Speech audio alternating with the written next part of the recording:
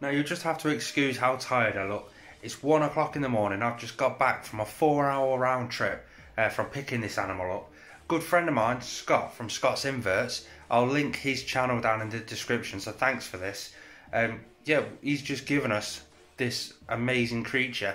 And yeah, well, I'm not going to disclose it just yet. Either way, it's in that little box there, and we've got to rehouse it into there. Now, a few of you might recognise this. It is an old enclosure that we did have, and currently we're just sort of culturing springtails in there. So we've got to sort of clean this out really quickly.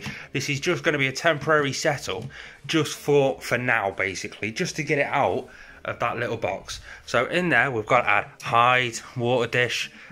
You know me, I love my live plants, so chances are we'll be getting a pothos from down there somewhere, dropping that in there as well. First things first, we've got to get those springtail cultures out. So we'll get a lid, drop a lid over the top of that one and pull it out. Drop it just there for now, and a lid off one of the other ones and drop that over that culture as well. Pull that one out and drop it just there. So they're still going to be culturing in there.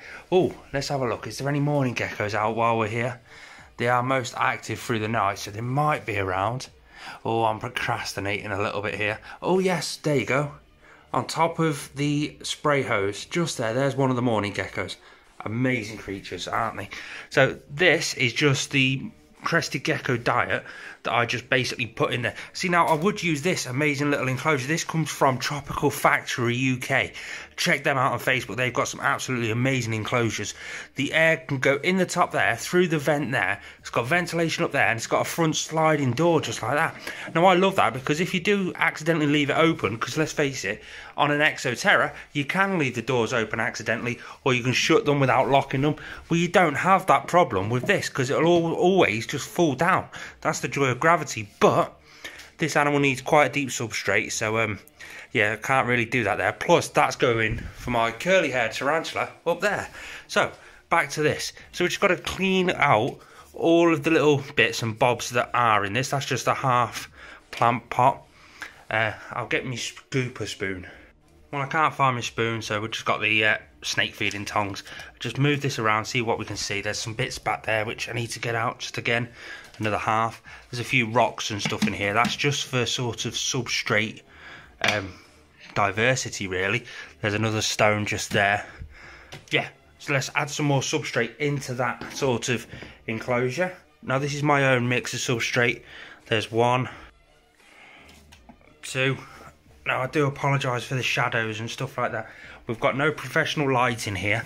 It's just what is available right now for us, basically. This tub here is just full of our substrate mix. If you want to see what mix it is, I'll leave a card above right now. We'll just keep putting it down in here. It's a mixture of charcoal and, well, it's got basically loads of stuff in there, to be honest. Let's put that down. We need a bit more in there. There we go. Nice deep substrate. That'll do perfect. Can you hear the morning geckos chirping away?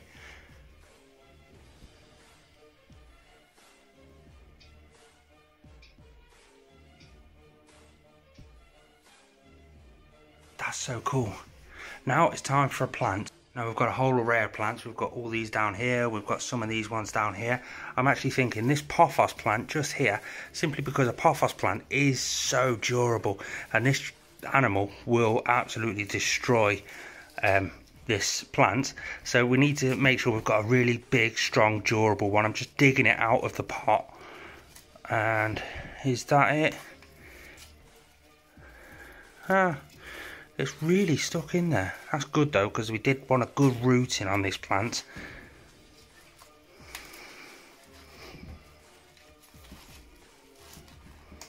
There we go.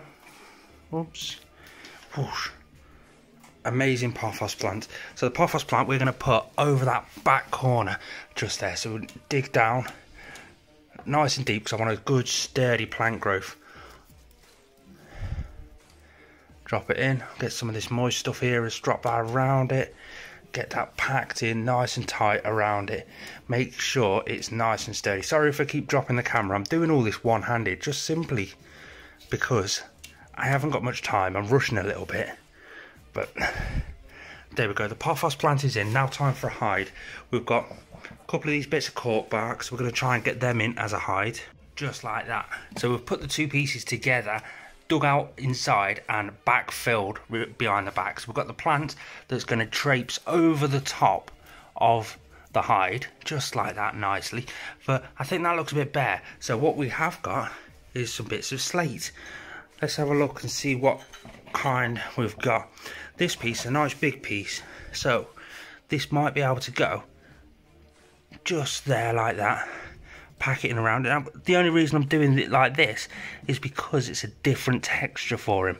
That's solely it. It's just something different that he's probably never had before, because this is a captive bred species. Drop that there, bit round there. Perfect. Drop that piece over there. Right, now for a water dish. That's the last thing we've got on this list, which is this one just here. It's a glass one, so I'm going to make a bit of an indentation in that corner and bury it down just a little bit and backfill it in, just so he doesn't have to really climb up and into it too much. Perfect. Now again, this was a springtail culture, so there is springtails in there, so it is classed as bioactive. Now time for the spray.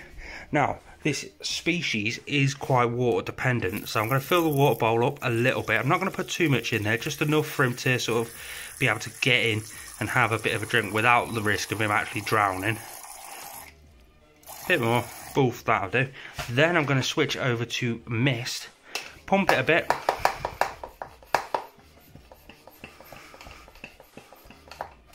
and give the whole enclosure a good spray down, especially around the plants where I want it to root the plant nicely.